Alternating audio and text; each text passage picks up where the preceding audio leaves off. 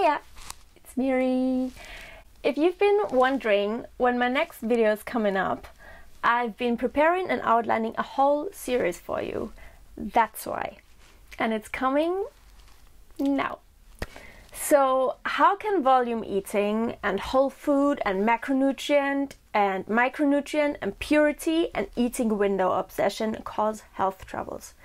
How can the healthiest diet get you, or maybe already got you, into health trouble? Despite the abundance of micronutrients, tons of healing juices and just the rightly tracked macronutrients.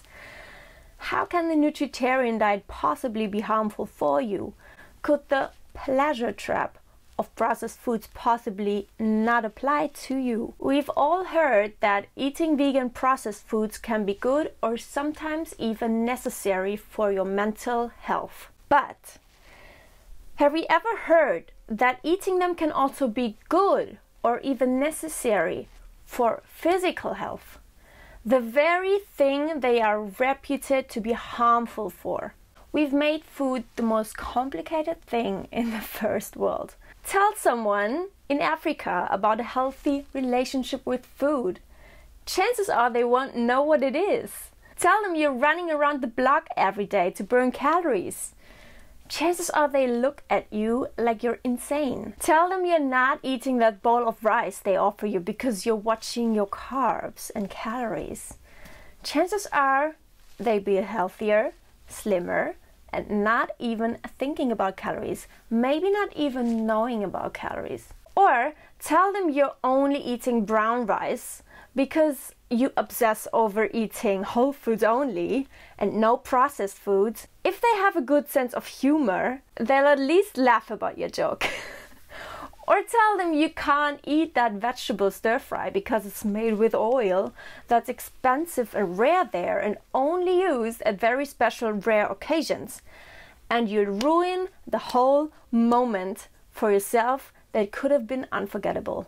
But now you'll remember the fears over the calories, macros and processed foods over the memories of the faces, conversations, music, emotions and connections.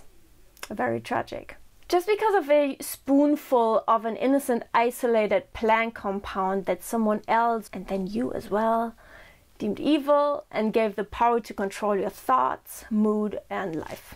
You can thrive so long as you eat enough and a variety, with no obsessing over whole foods, no limiting, portioning or manipulating food to extremes, no overthinking, no volumizing or over healthifying. That's where health loss and weight gain come into play. You realized how I said health loss and weight gain. So, veganism in no way, shape or form means fasting or eating greens only or vegetables or fruit or raw, not even eating whole foods only. But apparently that's what vegan YouTubers thought and made it out to be, and now they're ex-vegans. Gosh, processed foods can even sometimes freaking help you get healthy faster. So if that's new to you, keep watching and I'll provide some food for thought for you. Because you can be so healthy that you're healthy. The reason we're seeing people's health decline on seemingly perfect diets is because we're using the calorie density approach with the wrong motivation, which is automatically taking in less calories. Yay! So we got it fatally wrong and have to change our thinking about weight loss back to metabolic basics. Your body's biology will always win long term. So welcome to my video series on the second reason for gut, immune, hormone and health crisis. The no longer vegan thing has blown up huge on YouTube, so that's why I'm tailoring everything to vegans, but all info applies to anyone, no matter how they eat or live. I've made an effort to touch on all aspects and arguments on this highly controversial topic, so I'll make an own video on each one. I'll give you a glimpse on what awaits you now. Just pause it to read through it all. Otherwise, we're gonna be sitting here for half an hour or something.